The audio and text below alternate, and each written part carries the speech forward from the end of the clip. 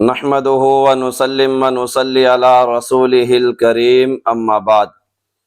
عبد القیوم ظہیر غیر مقلد نے پہلے بھینس اور کٹے کی قربانی کا شوشہ چھوڑا کہ ان کی قربانی جائز نہیں ہے، قرآن و سنت سے ثابت نہیں ہے، تو ہم نے الحمدللہ اس کا بھرپور علمی فقہی رد کیا ہے۔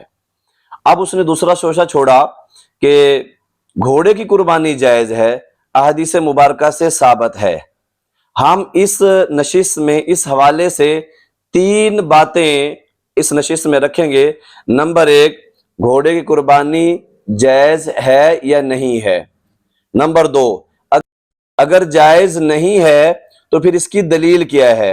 نمبر 3، عبد القیوم ظہیر غیر مقلد نے جو بخاری شریف سے یا دیگر کتب حدیث کے جو حوالہ جات دیے ہیں، جو 5 حدیثیں پیش کی ہیں، ان کا جواب کیا ہے۔ پہلے آپ عبد القیوم ظہیر غیر مقلد کی اس بات کو ملاحظہ کیجئے گا۔ کہ قرآن مجید کے بعد صحیح ترین کتاب ہے مسلمانوں کی، اس کے اندر رسول اللہ صلی اللہ علیہ وسلم کے دور میں یہ کیمرہ مین اگر اسے بالکل قریب کر لے، زوم کر لے اور ناظرین کرام کو دکھائے تو حضرت ابو بکر صدیق رضی اللہ عنہ کی بیٹی ہے سیدہ اسماء رضی اللہ تعالیٰ عنہ، کہتی ہیں ہم نے رسول اللہ صلی اللہ علیہ وسلم کے زمانے میں ایک گھوڑا ذبح کیا اور اسے کھایا۔ آپ صلی اللہ علیہ وسلم کے زمانے میں؟ جی، رسول اللہ صلی اللہ علیہ وسلم کے زمانے میں گھوڑا ذبح کیا اور اسے کھایا۔ ٹھیک ہے، تو پھر گھوڑا جو ہے وہ اس سے زیادہ بہتر ہوگا۔ گھوڑے کی رفتار بھی تیز ہے۔ اگلی بات، رسول اللہ صلی اللہ علیہ وسلم نے، اس سے اگلی حدیث ہے، رسول اللہ صلی اللہ علیہ وسلم نے خیبر کے موقع پر گدھے کے گوشت کو حرام کر دیا اور گھوڑے کے گوشت کو مباح رکھا، حلال رکھا۔ تو جو حلال جانور رسول اللہ صلی اللہ علیہ وسلم کے دور میں تھا، پایا بھی جاتا تھا، صحابہ کرام کھاتے بھی تھے، اس بخاری میں 5 احادیث ہیں گھوڑا کھانے کی۔ کہ جنگ کے دوران گھوڑا مدینہ شریف میں رہ کر کھایا گیا۔ یہ جنگ کے حالات نہیں ہے، جنگ کے حالات کے بغیر بھی جی جی، گھوڑا آج تو گھوڑا ویسے جنگوں میں استعمال نہیں ہو رہا، آج تو ہیلی کاپٹر آ گئے ہیں، جہاز آ گئے ہیں، میزائل آ گئے ہیں، تو گھوڑا جو ہے وہ رسول اللہ صلی اللہ علیہ وسلم کے دور میں مدینہ طیبہ میں صحابہ کرام کھاتے تھے۔ تو لوگوں کا تو یہ بھی سوال ہوگا کہ اگر اس دور میں گھوڑا کھایا گیا تو تب بھی گھوڑا حلال ہے کہ گھوڑا حلال ہے؟ آج بھی مختلف کنٹریز کے اندر گھوڑا کھایا جاتا ہے۔ اچھا، گھوڑا حلال ہے؟ گھوڑا حلال جانور ہے، گھوڑا کھا سکتے ہیں؟ گھوڑا کھا سکتے ہیں۔ جی، آپ نے عبد القیوم ظہیر کی گفتگو کو ملاحظہ کیا۔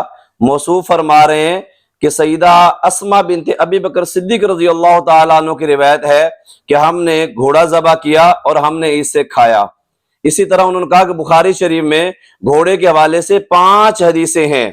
پھر موصوف نے یہ کہا کہ جب آج کے زمانے میں یہ حلال ہے، کھایا جاتا ہے، پھر اس کی قربانی کرنا بھی بہتر ہے، کٹے سے بہتر ہے یہ۔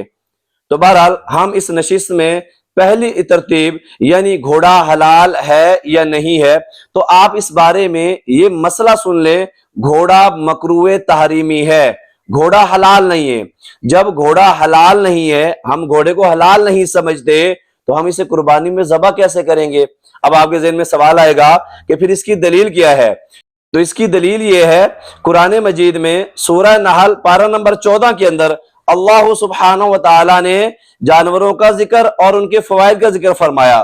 جب گھوڑے، خچر اور گدھے کی باری آئی تو اللہ سبحانہ و تعالیٰ نے یوں ارشاد فرمایا والخیل والبغال والحمیر لترکبوها وزینہ۔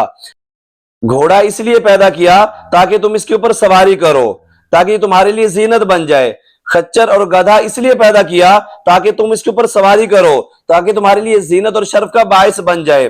تو اللہ سبحانہ و تعالیٰ نے جانوروں کا ذکر بھی فرمایا، ساتھ ان کے فوائد بھی بیان فرمائے، لیکن جب گھوڑے کی باری آئی تو وہاں پر اس کے گوشت کے کھانے کو بیان نہیں فرمایا۔ حالانکہ پہلے جانوروں کے حوالے سے یہ بات لکھی وَمِنْهَا تَأْكُلُونَ کہ ان میں سے بعض وہ جانور ہیں جن کا تم گوشت کھاتے ہو، لیکن اللہ تعالیٰ نے گھوڑے، خچر اور گدھے کے فوائد تو بیان فرمائے، اور فوائد میں سب سے بڑا فائدہ جو جانوروں میں ہوتا ہے اس کے گوشت کا کھانا ہوتا ہے۔ اللہ تعالیٰ نے خچر، گھوڑا اور گدھے کے اندر اس کے سواری ہونے کو، اس کے زینت ہونے کو تو بیان فرمایا، لیکن اس کے معقول یعنی اس کے کھائے جانے کو بیان نہیں فرمایا۔ اب میرے پاس یہ تفسیر سمرقندی ہے، پارہ نمبر 14 ہے، اور تفسیر سمرقندی کی جلد نمبر 2 ہے، صفحہ نمبر 229 ہے۔ حضرت سعید بن جبیر رضی اللہ تعالی عنہ سے یہ روایت مروی ہے، फरमाते वरवा सईद इब्न जुबैर अन इब्न अब्बास रज़ियल्लाहु ताला अन्हु अन्नहु सुइला अन लुहुमिल खैल फकारिहु तला हादिहिल आया। हजरत सईद बिन जुबैर रज़ियल्लाहु ताला अन्हु फरमाते हैं सैयदना अब्दुल्लाह बिन अब्बास रज़ियल्लाहु ताला अन्हुमा से घोड़े के गोश्त के बारे में सवाल हुआ तो फरमाया फकारिहु, उन्होंने इसको मकरूह कहा। और दलील के तौर पे इसी आयत मुबारका को जो सूरह नहल पारा नंबर 14 की आयत मुबारका है वल खैला वल बिगाला वल हमीरा लितरकबूहा वज़ीना, इसी आयत मुबारका को तिलावत फरमाया। और सैयदना अब्दुल्लाह बिन अब्बास रज़ियल्लाहु ताला अन्हुमा अहले बैत में से हैं। अहले बैत वाले घोड़े के खाने को मकरूह बयान फरमा रहे हैं। और आपको यह भी मालूम होना चाहिए जब हदीस में या कुतुब फिक्र के अंदर लफ्ज मकरूह मुतलक जिक्र किया जाता है तो इससे मुराद मकरूह तहरीमी होता है। तो अब्दुल्लाह बिन अब्बास रज़ियल्लाहु ताला अन्हु भी इसको मकरूह बयान फरमा रहे और मुतलक बयान फरमा रहे। आगे फरमाया वल खैला वल बिगाला वल हमीरा लितरकबूहा वज़ीना, घोड़ा खच्चर और गधा इसलिए ताकि तुम इसके ऊपर सवारी करो और ये तुम्हारे लिए जीनत बने। आगे फरमाया यानी इन्नमा खुलिका हादिहिल अस्नाफुस सलासा लिर्रुकूब वज़ीना ला लिलअक्ल। फरमाया ये जो तीन अक़साम हमने बयान किए खच्चर की, घोड़े की, गधे की, तो ये फरमाया सवारी के लिए है, जीनत के लिए है, ला लिल अक्ल, ना के खाने के लिए। तो तफसीरी रिवायात में घोड़े के खाने की ममानियत है, इसे नहीं खाया जाएगा। अब हदीस नबी सल्लल्लाहु अलैहि वसल्लम में मेरे पास ये सुनन नसाई है।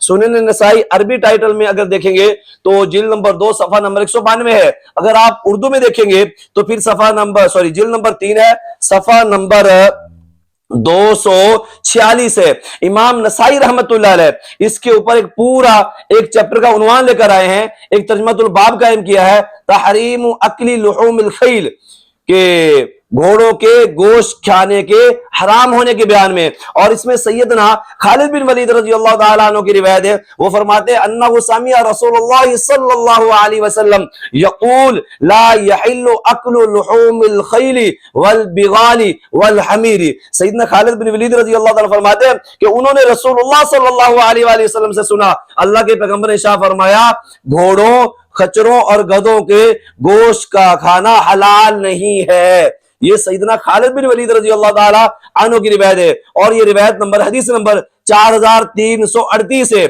आगे 4339 भी सैयदना खालिद बिन वलीद रज़ियल्लाहु ताला अन्हु की रिवायत मौजूद है। फरमाते हैं अन्ना रसूलुल्लाह सल्लल्लाहु अलैहि वसल्लम नहा अन अक्ली लुहूमिल खैली वल बिगाली वल हमीरी वकुल्ली ज़ी नाबिन मिनस सिबाई, कि अल्लाह के पैगंबर ने घोड़ों, खच्चरों, गधों और हर वो दरिंदे जो दांत वाले उनके गोश्त खाने के ममानियत फरमाई है।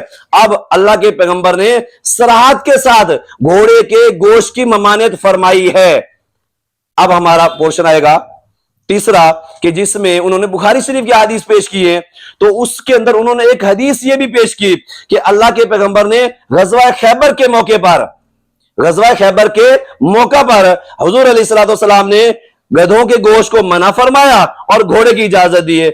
हम भी ये कहते हैं, लेकिन अल्लाह के पैगंबर ने इसके बाद घोड़े के गोश्त की भी ममानियत फरमा दी है। अब उसकी दलील क्या है? उसकी दलील ये सैयदना खालिद बिन वलीद रज़ियल्लाहु ताला अन्हु सन 8 हिजरी में फतेह मक्का के बाद मुसलमान हुए हैं और गज़वा खैबर सन 7 हिजरी में हुआ है। तो इससे मालूम हुआ अल्लाह के पैगंबर ने सन 7 हिजरी के बाद यानी गज़वा खैबर के बाद घोड़ों के गोश्त की भी ममानियत फरमाई है। इसीलिए तो सैयदना खालिद बिन वलीद रज़ियल्लाहु ताला अन्हु इसे नकल फरमा रहे हैं। तो बुखारी शरीफ में वो जो रिवायात है वो उस जमाने की बात है जब घोड़ों का गोश्त खाना जायज था।